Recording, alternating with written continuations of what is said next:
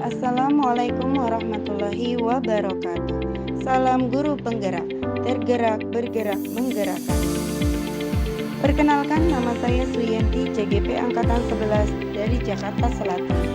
Izinkan saya menyampaikan aksi nyata modul 1.4, yaitu sharing dan implementasi budaya positif. Terima kasih kepada Bapak Nusi SPD selaku fasilitator dan Ibu Yulian Budiani sebagai pengajar praktik. Latar belakang budaya positif yaitu yang pertama, sekolah tidak hanya berperan dalam transfer pengetahuan, tetapi juga dalam membentuk karakter siswa menjadi pribadi yang baik dan bertanggung jawab. Yang kedua, disiplin positif menciptakan suasana kelas yang positif sehingga siswa lebih termotivasi untuk belajar dan mencapai prestasi yang optimal. Tujuan budaya positif yang pertama adalah menumbuhkan nilai-nilai positif atau nilai-nilai kebajikan universal. Yang kedua, menciptakan suasana kelas dan sekolah yang menyenangkan dan memiliki budaya positif. Tolak ukur yang pertama, terbentuknya keyakinan kelas. Dua, tumbuhnya motivasi internal pada diri. Tiga, tumbuhnya nilai-nilai kebajikan pada diri murid. 4. Guru menerapkan segitiga restitusi. Dan yang kelima adalah murid menemukan solusi. Dukungan yang diperoleh adalah dari semua warga sekolah, yaitu kepala sekolah, rekan guru, peran murid, orang tua, serta komunitas. Assalamualaikum warahmatullahi wabarakatuh.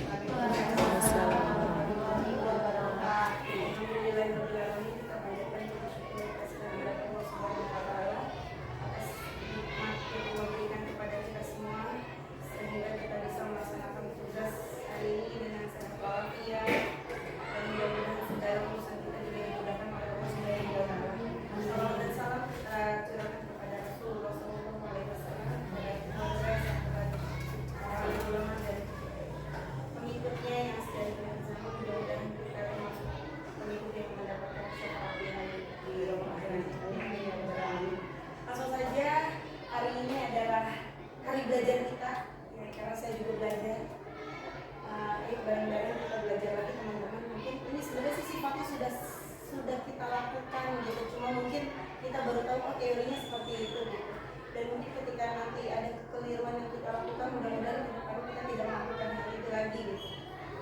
Ya, hari ini kita bicara tentang budaya positif. Budaya positif ini maksudnya bagaimana supaya sekolah kita itu memiliki budaya yang positif gitu ya. Jadi ketika anak-anak masuk sekolah, guru-guru berada di sekolah itu ya terlihat kenyamanannya, kerjasamanya, kolaborasinya, sopan santunnya, semuanya terjalin dengan baik.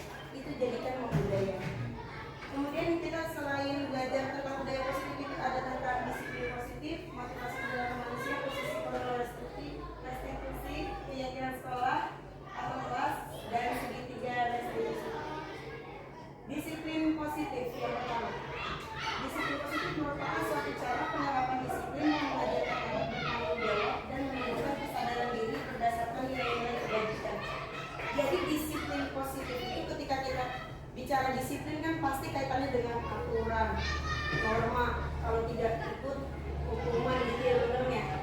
Nah, sebenarnya disiplin di sini adalah ketika muncul tanggung jawab dari anak-anak, kemudian dia menerapkan nilai-nilai kebajikan gitu. Jadi kalau buang sampah itu harus pada tempatnya. Dia yakin dengan nilai itu, kemudian dia bertanggung jawab, dia melakukan, maka itulah dikatakan disiplin positif. Itu yang pertama, tentang disiplin positif. Yang kedua adalah motivasi perilaku manusia. Motivasi perilaku manusia ada 3. Yang pertama untuk menghindari hukuman. Jadi anak-anak datang tepat waktu, supaya tidak dihukum sama guru. Kita mungkin ya, datang tepat waktu itu karena supaya TKD-nya nggak dipotong gitu. Nah, segala macam ya. Jadi supaya terhindar dari hukuman. Yang kedua adalah mendapatkan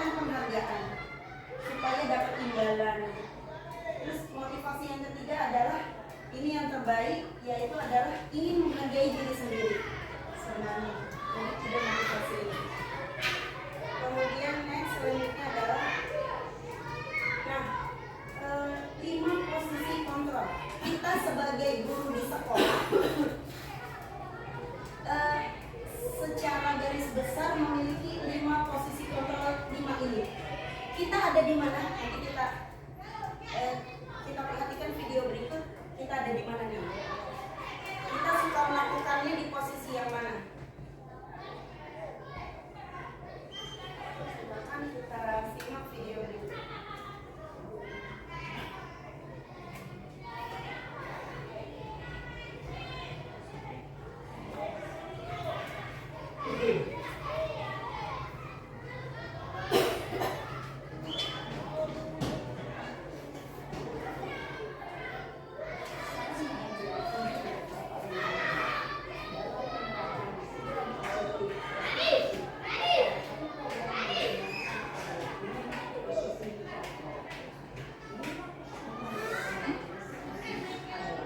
Perjalanan seorang pendidik agar dapat mengenali dirinya. Pada video kali ini, kita akan membahas tentang 5 posisi kontrol yang dikembangkan oleh Diane Dawson dan contoh penerapannya.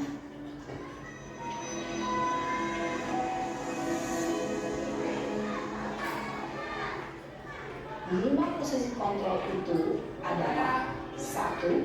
Posisi penghukum, 2. Posisi pembuat merasa bersalah, 3. Posisi teman, 4. Posisi pemantau atau monitor, dan 5. Posisi manajer. Untuk lebih memahami kelima posisi tersebut, mari kita saksikan kasus Naren yang terlambat hadir 20 menit di sekolah dan melihat bagaimana kelima posisi kontrol dalam menghadapi masalah tersebut.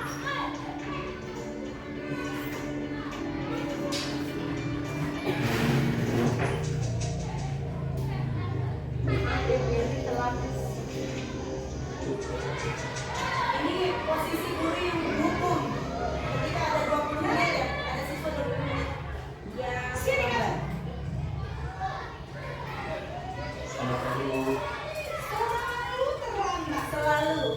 Kamu deh selalu terlambat. Terus ya kamu kayak gitu. Jadi udah dicatat kamu kayaknya gitu. Apa coba? Alasan kamu apa lagi? Kapan sih kamu tidak terlambat? Malas sekali ya kamu jadi anak. Dasar pemalas. Gak kapok-kapok sih kamu. Sudah berapa kali terlambat? Sana, kamu keliling lapangan basket 2 kali. Kenapa saya harus keliling lapangan basket, Bu? Kenapa? Kamu mau lawan ibu? Berani-beraninya jawab. Sudah terlambat, masih berani jawab pula. Sekarang, keliling lapangan basket 5 kali sekalian. Biar kapok. Cepat. Pergi sana ke lapangan basket. Posisi penghukum biasanya berbicara dengan nada tinggi, menghadap, menunjuk-nunjuk, menyakiti, dan menyindir. Hukuman bisa berupa fisik maupun psikis. Ibu dan bapak guru hebat.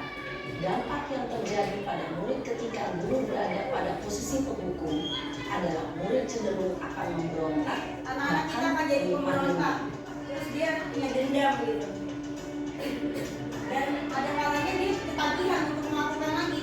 Karena dia ketagihan pengen dihukum gitu. Itu dampaknya kalau kita jadi penghukum.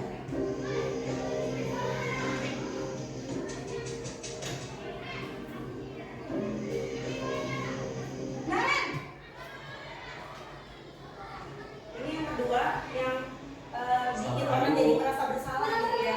Naren, kamu kenapa terlambat lagi, Nak? Ya Tuhan, Naren. Kamu senang ya bikin ibu susah ya? Kalau kamu terlambat lagi, nanti ibu yang ditegur bapak kepala sekolah, Nak. Disangka ibu tidak bisa membina kamu. Duh, gimana ini? Maaf, Bu. Duh, Gusti Naren.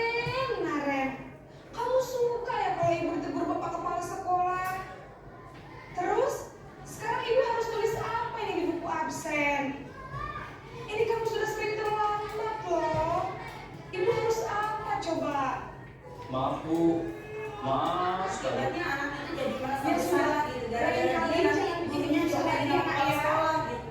Ibu tidak akan kuat lagi kalau kamu begini terus. Bisa jantungan kalau ibu tegur bapak kepala sekolah. Sana cepat kelas.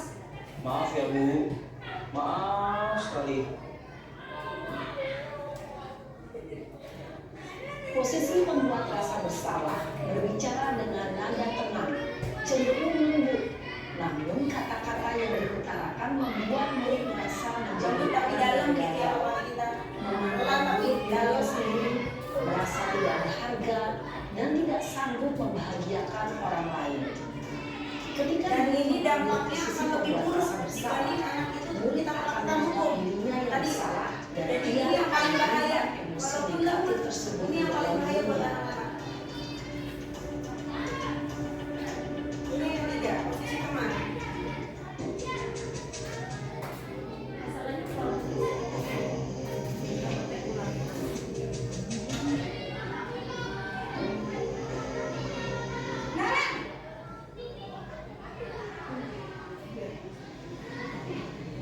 Selamat pagi Bu.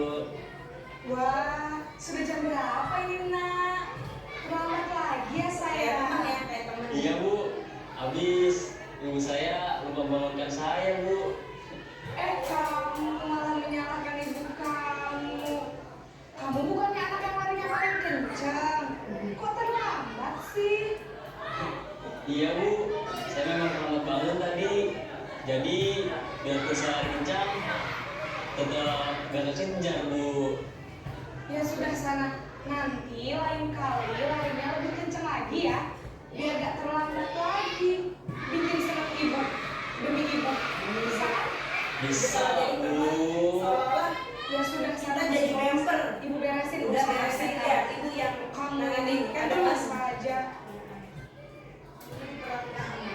Dalam posisi teman, guru berbicara dengan nada suara ramah, akrab, cenderung bersenda gurau untuk menjaga suasana tetap santai. Murid akan merasa senang, aman, dan akrab dengan guru. Identitas yang tercipta adalah identitas sukses atau berhasil. Namun, perlu diingat, karena ini masih dorongan eksternal, maka ada faktor ketergantungan dari murid kepada orang tertentu.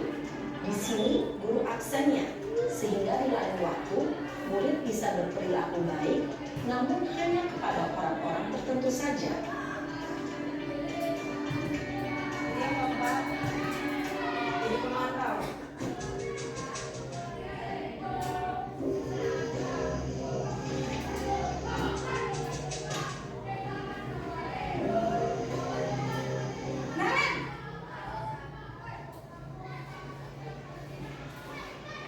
Selamat pagi Bu. Naren, apa peraturan sekolah kita tentang jam berapa kita harus masuk Kalau sekolah? Nak? pemantau itu Kita selalu ngingetin peraturan. harus Peraturannya di gimana? sekolah jam 7. Seharusnya kamu gimana? Iya betul. Sekarang sudah jam 7.20. Naren sudah tahu konsekuensinya jika terlambat hadir. Paham Bu, saya harus tinggal kelas pas jam istirahat selama 20 menit. Iya benar, konsekuensinya demikian. Jadi nanti jam 9.30 pas istirahat, kamu harus tinggal di kelas, kerjakan tugas tambahan untuk ketertinggalan kamu, ya? Baik Bu. Posisi pemantau mengandalkan penghitungan atau data untuk mengontrol murid. Guru mengarahkan murid berdasarkan peraturan dan konsekuensi.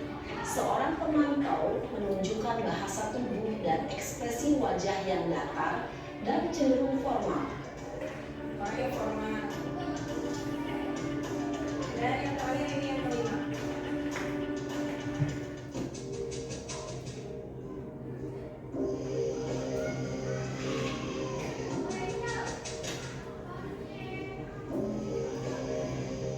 Naren!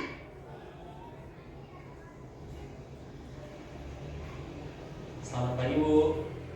Selamat pagi Naren. Maaf Bu, saya terlambat. Iya, sekolah masuknya jam 7, sekarang sudah jam 7.20. Jadi sekarang bagaimana ini Naren? Maaf Bu, saya lupa setel alarm saya semalam. Jadi Baik kalau manajer itu menurut kamu, mengingatkan konsep dengan sekolah dari mana yang pertanyaan-pertanyaan kamu gitu.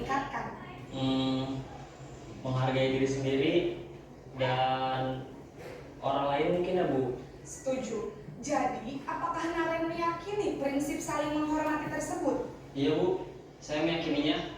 Apakah Naren bersedia memperbaiki masalah keterlambatan ini? Bersedia, Bu. Bagaimana kamu akan perbaiki masalah keterlambatan ini? Jadi masalahnya apa solusinya juga ditemukan Saya akan coba untuk anak pindah itu rumah sendiri. menyetel Jadi guru itu yang saya. memandu. Baik, Dengan pertanyaan-pertanyaan. Sementara dia menemukan solusi sendiri. Ada orang yang kira-kira bisa Sebagai bantu manajer. mengingatkan tidak? Ada, Bu. Kakak saya, Kak Emma.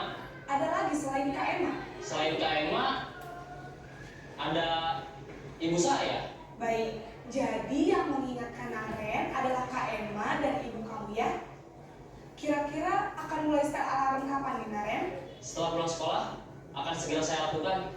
Baik, jadi Naren akan setel alarm untuk bangun besok pagi dan akan diingatkan oleh kakak dan ibunda Naren ya? Ada lagi yang mungkin perlu dilakukan Naren? Agar tidak terlambat bangun lagi. Tidak ada, Bu. Baik Naren, terima kasih untuk kerjasama kamu. Sekarang kamu perlu kembali ke kelas untuk belajar. Baik, Bu. Terima kasih.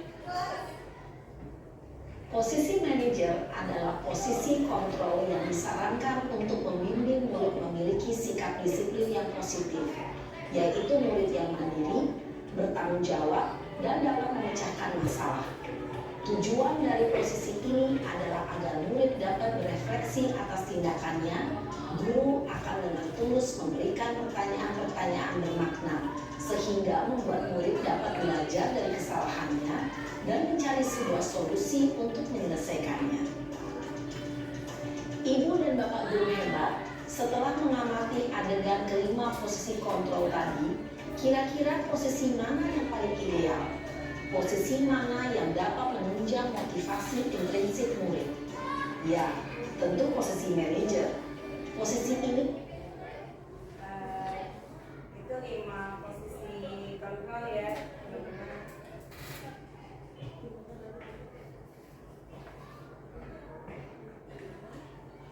Tadi dikatakan bahwa yang terbaik adalah yang posisi manajer.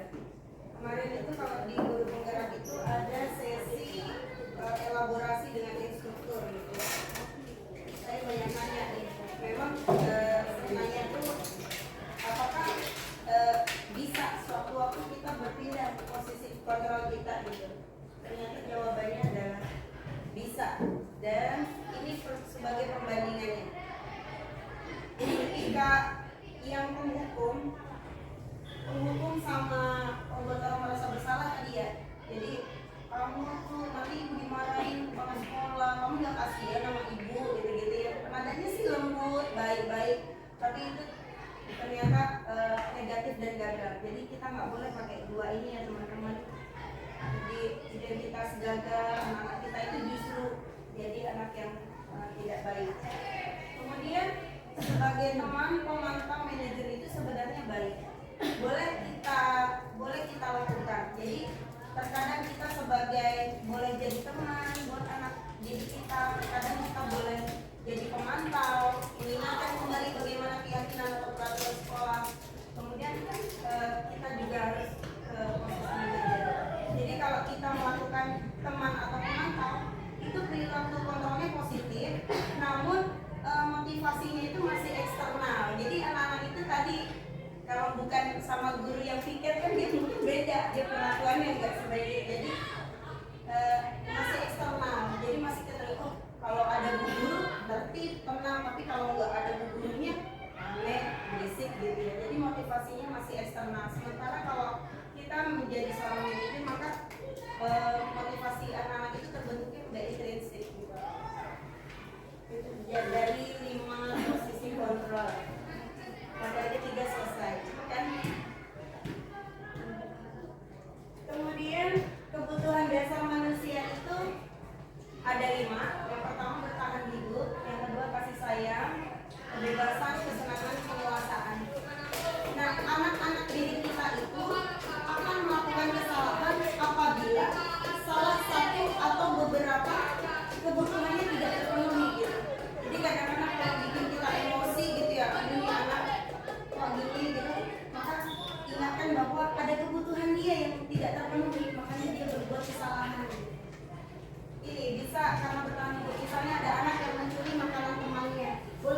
tadi, karena itu tadi makanan dia tidak terpenuhi kebutuhan makanannya. Misalnya orang tuanya nggak bawa bekal atau uang jajannya nggak ada, gitu. Maka dia ngambil makanan itu. Jadi anak-anak didik kita itu melakukan kesalahan karena kebutuhan mereka tidak terpenuhi. Kemudian kasih sayang, itu juga ya kadang-kadang ada yang suka cari perhatian segala macam gitu ya. Itu berarti kebutuhan kasih sayangnya yang kurang. Kemudian kebebasan, jadi makanya kita disuruh kan kalau kurikulum merdeka ditawarkan anak-anak mau belajar apa dulu nih hari ini gitu ya, atau anak-anak mau belajarnya dengan bagaimana gitu ditawarkan gitu. Jadi mereka punya kebebasan.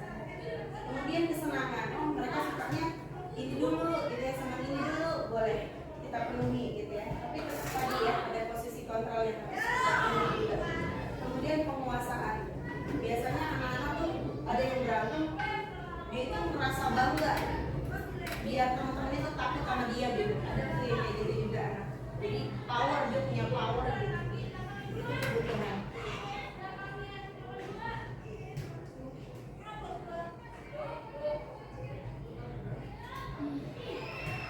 Sekarang keyakinan kelas. Yang keempat, keyakinan kelas ini sebenarnya kita buat di pertama ya. Di pertama di awal masuk.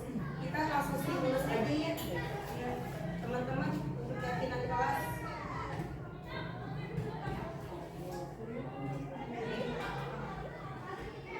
Saya udah buat nih urutan keyakinan kelas. Ada kesepakatan. Yang pertama kita buat dulu, mungkin pura-puranya saya jadi gurunya, teman-teman jadi muridnya ya. Jadi anak-anak itu diberikan kesempatan untuk anak-anak ini supaya kelas kita nyaman, supaya kelas kita disiplin, tertib, kerjasamanya enak. Kira-kira anak-anak pengen kelasnya seperti apa, kemudian supaya kelasnya seperti itu, maka harus ada peraturan yang seperti apa gitu ya. Teman-teman dicoba itu kita tolong tuliskan satu saja kira-kira peraturan kelas yang seperti apa yang membuat kelasnya menjadi lebih kondusif. Ini ada spidol. Iya. Ini kita jadi murid kan? Murid, ya. Murid ya. Iya, satu aja. Biasanya tidak boleh apa, harus apa, dilarang apa.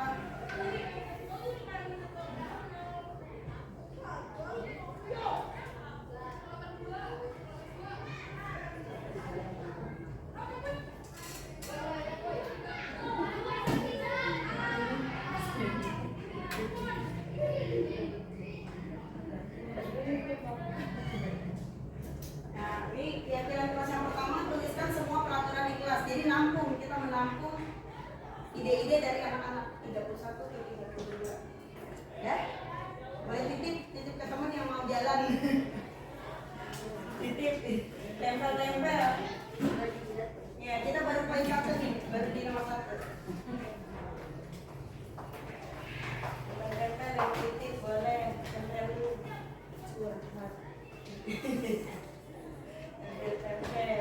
Sebelah sini bisa nih, boleh. Yang pertama, anak-anak menuliskan semua peraturan di kelas. Ini jadi kita simulasi ya cara membuat keyakinan kelas. Ini sudah kita lakukan yang pertama. Kemudian yang kedua, di dalam peraturan yang anak-anak ajukan itu pasti ada kalimat negatifnya di dalam. Jadi ubah kalimat negatif menjadi kalimat positif. Jadi kalau ada nggak istilah yang tidak, Aku ada. dilarang, ya. Dilarang. Nah, yang dilarang kita ganti jadi kalimat positif. Coba kira-kira kalau dilarang makan di kelas, jadi positifnya gimana? Makan Di waktu dan di tempat waktu yang sudah disediakan.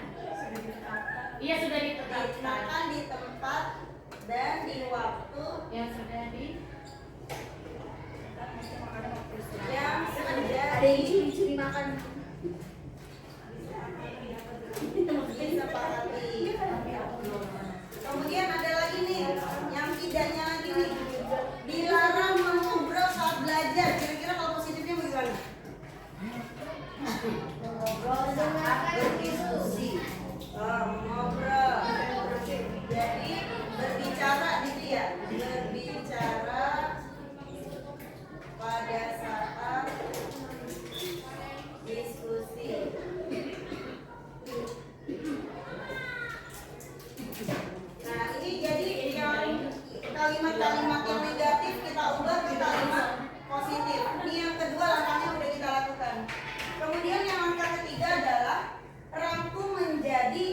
kebajikan. Nilai kebajikan itu misalnya kemandirian. Oke, kenapa sih kita pakai helm kalau berkendara?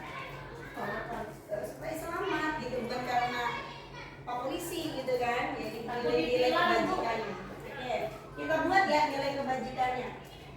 Kalau mendengarkan guru menjelaskan materi, nilai kebajikannya apa? Ketertiban. Pandai memahami keadaan, Bu. Ketertiban. Terus ini udah. Kalau tertib udah ya, udah tertib sama. Ketika belajar tidak boleh gaduh. Oh, berarti ini yang tadi jadi itu ya, disiplin ya. Itu harus sedikit. Nyaman, tidak banyak aturan, boleh belajar sambil main game. Sambil main. Gamer banget Ini kan. dia nih ya. Ini siswa level tertentu ini mah bahaya kalau semua. Kalau belum tertib, izin bila keluar kelas. Nilai kebajikannya apa tuh? Izin kalau keluar kelas. Sopan santun boleh.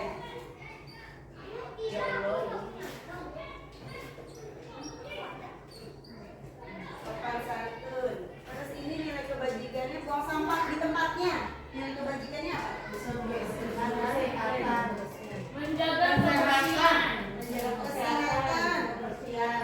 Kesehatan, kebersihan boleh. Kebersihan sebagai keyakinan, Bu. Kebersihan. Ada. Terus menyelesaikan tugas dari Bapak Ibu Tanggung guru. jawab. Tanggung jawab. Oke. Jadi teman-teman, kalau keyakinan kelas itu, kalau kita nggak nimbrung, kita nggak ikutan, kita nggak ngerti yang disepakati oleh di kelas itu gitu, karena kita nggak ikutan. Rangkum menjadi nilai kebajikan udah selesai. Lalu kemudian dilanjutkan dengan membuat tabel T. Tabel T itu yang tampak dan tidak tampak. Ini udah ya, ini udah nilai kebajikan ini. Lalu kita buat tabel T. Selesainya. Menurut dari Bos Pido. Ada, Bu. Saya baru beli kemarin baru bikin. Bu. Saya bawa nih, Bu. Bu.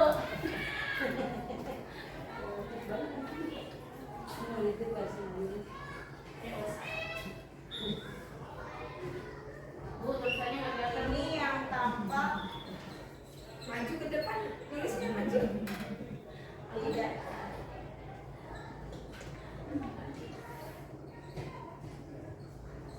Misalnya ketertiban. Kalau ketertiban itu nampaknya gimana teman-teman? Jika kelas rapi, jika kelas tenang, maka kelas tampak tenang. Tenang. Berarti dia tertib ya. Kalau tidak nampak berarti Anak-anak berlarian, berlarian, ngobrol berisik gitu ya, gaduh. Lari-lari, ya, lari-larian, ini berlarian, gaduh. Kemudian ketertiban udah sopan santun. Kalau sopan santun tampaknya gimana? Berbicara lemah lembut, Bu. Nah, bicara lemah lembut, Minta izin kalau ke kamar mandi. lemah lembut. Sari enggak, Bu, jalan-jalan. Kalau tidak nampaknya, nggak nampak sopan santun gimana? Kalau teriak, bicaranya teriak. Enggak ngobrol, Bu. atau kinang-kinang.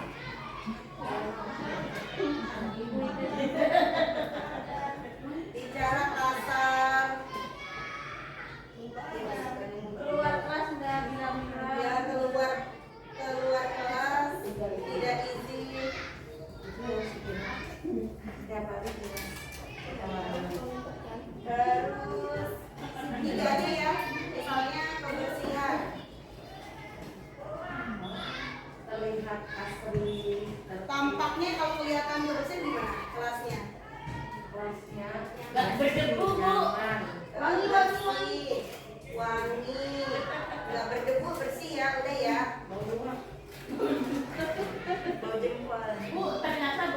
bukan bau. Tidak tampak berarti banyak sampah. Apalagi Bersih. Iya. Udah ya, banyak sampah. Terus tanggung jawab. Satu lagi yuk. Kalau tanggung jawab nampaknya gimana? Nulis selesai, Bu. Tugas selesai. Ya. Semua selesai. Nggak ngobrol. Tidak bicara, tidak ngobrol ya. Tidak ngobrol sebenarnya itu ya ketertibannya. Terus kalau tidak nampaknya, Pulang tempat makan. Bukunya kosong, Bu. oh buku kosong. Pulang paling terakhir. Pulang terakhir. Siapa itu pulang terakhir karena gurunya saya lihat. Nah ini kalau 4 udah boleh dibantu dengan tabelnya juga. Kemudian ini tulis tugas guru dan bukan tugas guru. Ini yang mungkin pernah teman-teman buat itu. Jadi anak-anak itu tahu tugasnya apa, kewajibannya apa, dan yang tugas gurunya apa. Jadi kita buat ini tugas guru. Bukan tugas guru. Iya. Bukan tugas guru adalah membuat administrasi, Bu. Oh salah ya. Tugas guru. Membuat administrasi, Bu, karena beliau bukan administrator, Bu. Ini tugas siswa. Ayo apa ayo? Bukan tugas siswa. Ngoreksi, Bu, itu bukan tugas siswa. Koreksi. Ah. Tugas siswa. Nilai, punten. Ini koreksi ya. Nilai. Bukan tugas murid. Apalagi? Ngehukum, Bu, ngehukum. Hukum. Aduh serem. Tadi bilang tadi nggak boleh ngomong. Nyapu, tugas siapa? Bu. Nyapu siswa. Siswa. Piket, Bu, siswa piket, Bu. Oh, piket. Berarti tugas siswa Piket, boleh. Bukan tugas guru piket, bukan ya. Boleh. Belajar tugas siswa ya, Bu. Belajar. Guru juga belajar, Bu. Iya, boleh belajar, guru belajar kok. Gitu. Terus ya diperkuat kayak gini, jadi oh itu tugas aku, oh itu. Kalau siswa tugasnya boleh nggak, Bu, marah-marah? Berarti ini bukan tugas siswa marah-marah. Bu guru boleh marah-marah? Pada tempatnya ya. Ya, ini jadi membuat keyakinan kelas itu sebenarnya panjang teman-teman, nggak langsung jadi kayak gitu sebenarnya ya. Jadi prosesnya itu banyak dari ini, terus ke negatif, terus kebajikannya apa. Gitu. Jadi step by step anak-anak paham, ngerti, dan ketika kita kembalikan tadi kalau jadi monitor kan kita keyakinan kita apa gitu, itu boleh kita jadi monitor keyakinannya apa gitu. Dan anak mengingat kembali. Alhamdulillah materi 4 selesai dan yang terakhir adalah segitiga restitusi. Apa sih restitusi itu? Mengembalikan, ya. Kita lihat. Kita menonton film zaman dulu. Assalamualaikum warahmatullahi wabarakatuh. Salam guru penggerak, bergerak, dan bergerak. Bisa gitu ini ya. Gerak. Serentak. Nah ini restitusi. Restitusi adalah proses menciptakan kondisi bagi murid untuk memperbaiki kesalahan. Jadi terapinya kita gitu ya, ketika anak-anak mendapatkan masalah maka kita lakukan dengan restitusi. Jadi mereka bisa kembali lagi kepada kelompoknya dengan karakter yang kuat. Artinya, oh karena kejujuran aku, karena aku mau bertanggung jawab, maka aku bisa main lagi bersama teman-teman aku gitu. Itu restitusi. Bagaimana tahapannya? Yes, di sini merupakan tahapan tindakan yang dilakukan guru untuk membawa siswa menaati kesepakatan kelas yang telah ditetapkan. Jadi kita ngingetin lagi tuh ke anak-anak keyakinan kelasnya seperti apa gitu. Dan tahapannya ada 3, ini juga Bu Nur, Bu Susan, Bu Widi juga udah nyampein. Tahapan yang pertama adalah menstabilkan identitas, yang kedua adalah proses tindakan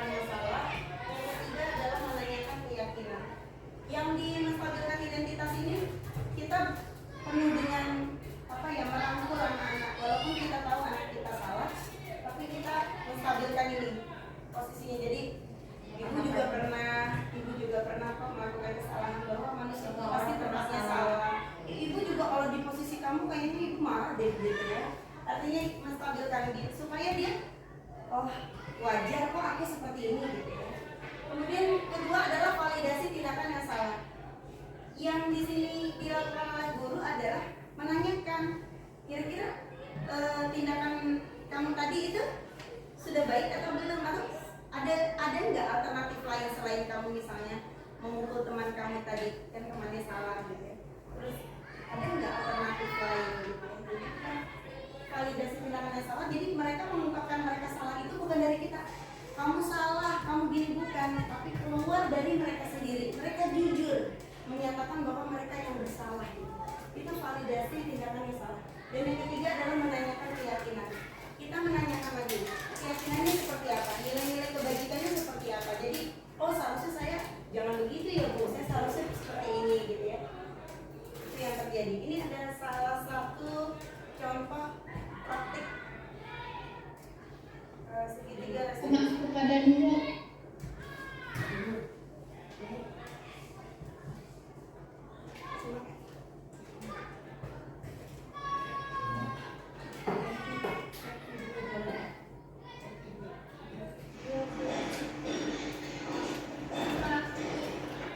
Oh iya, silakan duduk. Bagaimana kabarmu, Aulia? Saya kesal sekali dengan ulah Nurul tadi, Pak. Dia tidak bersedia meminjamkan buku catatannya. Padahal saya hanya ingin menjalankan tugas. Setiap orang tentunya kesal jika tidak diajukan. Lalu apa tindakan kamu tadi, Aulia? Tadi saya robek buku catatannya, tapi cuma sampelnya aja kok, Pak. Kesel banget saya. Wajar jika kita emosi. Nah ini menstabilkan Lalu ya. apa Wajar. Aulia puas dengan tindakan itu? Wajar kok kalau kayak gitu. Tentu tidak, Pak. Saya akui saya salah sudah merobek bukunya. Lantas Nah seperti ini sudah apa mulai sikap tahapan yang kedua, Aulia validasi yakini? yang salah, tindakan yang salah. Harusnya saya lebih sabar dan menghargai milik orang lain. Jadi, apa rencana Aulia untuk memperbaiki keadaan ini? Saya akan meminta maaf kepada Nurul, Pak. Dan saya juga bersedia untuk mengganti sampul bukunya yang saya rusak tadi. Gimana, Pak? Setuju. Bagaimana perasaanmu jika sudah melakukan tindakan yang kamu yakini itu, Aulia? Tentunya saya akan menjadi pribadi yang lebih tenang dan sabar, Pak. Baiklah, Aulia. Ini tadi tahap Mari kita ya, pikirkan keyakinan. penyelesaian masalah ini. Jika perlu, kita panggil dulu. Bagaimana? Siap, Pak. Terima kasih, Pak. Itu contoh dari restitusi. Jadi anak-anak itu melakukan kesalahan, tapi mereka yang menyadari kesalahan mereka dan mereka mencari solusi sendiri. Kemudian mereka juga berani bertanggung jawab dengan apa yang Sama.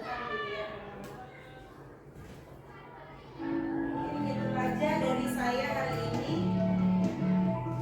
Kurang lebihnya mohon maaf. Mudah-mudahan dapat sesuatu dari yang disampaikan. Saya belajar posisinya dan pasti teman-teman juga ilmunya lebih dari saya. Sedang posisinya. Kurang lebihnya mohon maaf. Anak perawat lagi bersih-bersih. Sekian, terima kasih. Assalamualaikum warahmatullahi wabarakatuh.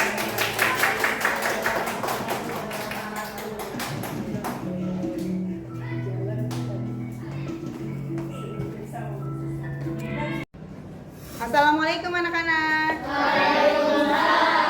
Ini nggak terasa ya, sekarang anak-anak udah di kelas 5. Anak-anak seneng nggak naik kelas? Nah, di kelas 5B ini kira-kira anak-anak mau kelasnya yang seperti apa? Oh, nyaman. Apalagi? Yang tenang. Terus disiplin. Bisa kerja sama dengan baik gitu ya? Oke, kira-kira kalau ingin kelas yang nyaman, disiplin, kerjasamanya oke, kira-kira harus ada apa? Good job, pintar. Oke, anak-anak silakan. Anak-anak tuliskan kira-kira peraturan apa yang harus ada di kelas kita supaya kelas kita itu tadi nyaman, disiplin ya. Silakan sambil dibagikan. Oke. Sudah dituliskan? Sudah. Silakan. Yang sudah menuliskan boleh tempel ke depan. Stikernya. Wah, bagus nih. Jangan berantem. Jangan buang sampah sembarangan. Sopan santun. Menjaga kebersihan. Islam apa tuh? Sopan santun. Menghargai teman. Tidak boleh berantem. Oh, tidak boleh mengata itu ya, maksudnya mencemooh ya, terus berkata sopan. Baik, anak-anak banyak sekali ya peraturan-peraturan kelas yang kira-kira anak-anak sampaikan idenya. Terima kasih. Nah, sekarang mari kita jadikan kalimat-kalimat, kan dia ada kata jangan, ada kata tidak, kita ganti ya. Kalimat yang negatif kita jadi kalimat yang positif. Contohnya, kalau tidak berantem dengan teman di kelas, positifnya apa? Wah, pinter. Kita ganti ya, menyayangi teman. Terus ada lagi kata apa ini? Tidak boleh makan di kelas. Kira-kira gimana? Disiplin. Diganti positifnya, nak. Jadi makan di luar kelas. Ada lagi nggak? Coba dibantu sama Novi. Novi bantu ibu cari ada kata yang tidak dan jangan. Coba di sana ada nggak? Di sini tidak berisik di kelas, berarti kata positifnya apa kira-kira? Disiplin atau tenang. Boleh tenang. Tidak mengambil barang yang bukan milik kita. Oh, kasih ibu. Tidak mengambil barang, kira-kira kalau kalimat positifnya apa? Tidak mengambil barang milik orang lain. Berarti kalau mau pinjam bagaimana? Berarti izin jika pinjam barang. Ada lagi yang mana? Kira-kira yang tepat positifnya gimana? Jangan buang sampah sembarangan, gimana? Buang sampah pada tempatnya. Ada lagi nggak, Novi? Ada bu, tapi sama. Sama ya? Oke, kalau sama sini dikumpulin. Ada lagi nggak yang sebelah sana, coba? Tempatnya. Sebelah sini ada nggak, Novi? Iya. Oke, kita cari lagi ya yang tidak. Ini menghargai teman udah positif, sopan santun positif. Oh, tidak boleh main HP. Kira-kira bagaimana? Tidak boleh main kelas. Positifnya, main HP sebenarnya boleh, nak, tapi main HP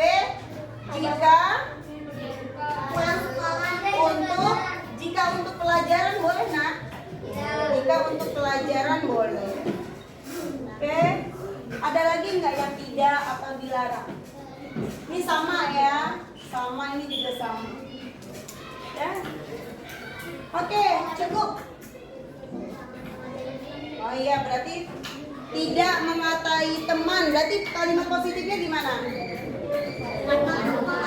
Bicara pinter anak-anak. Oke, terima kasih Novi. Baik, ini yang sudah dituliskan anak-anak. Kira-kira nih, sekarang tugas kita adalah dari sekian kalimat positif, kita ambil nilai kebajikannya. Nilai apa yang disampaikan oleh tadi anak-anak ini menuliskan peraturan kelas. Kebajikannya apa? Misalnya menyayangi teman. Berarti kebajikannya apa? Menyayangi.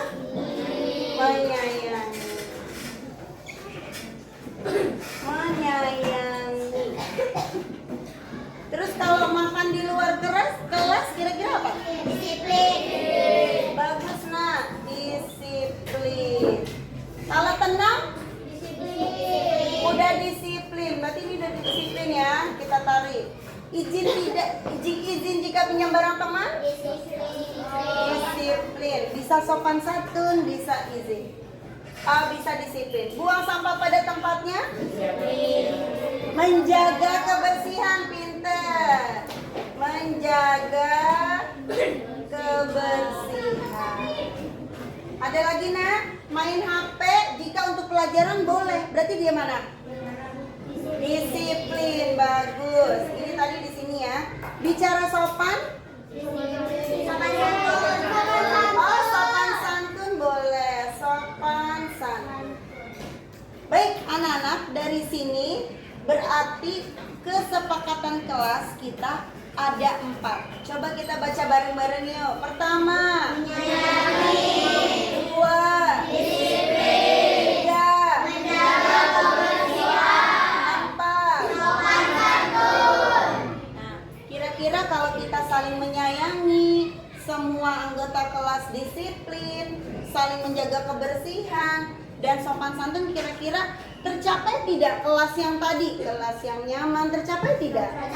Kelas yang disiplin, kelas yang kerjasamanya oke, tercapai tidak? Tercapai. Baik, tepuk tangan dulu dong buat kita semua. Makasih ya. Baik, tepuk tangan dulu dong buat kita semua.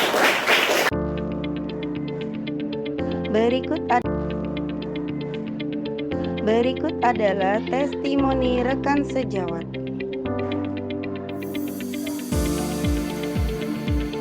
Demikian dari saya, terima kasih, semoga bermanfaat. Salam guru penggerak.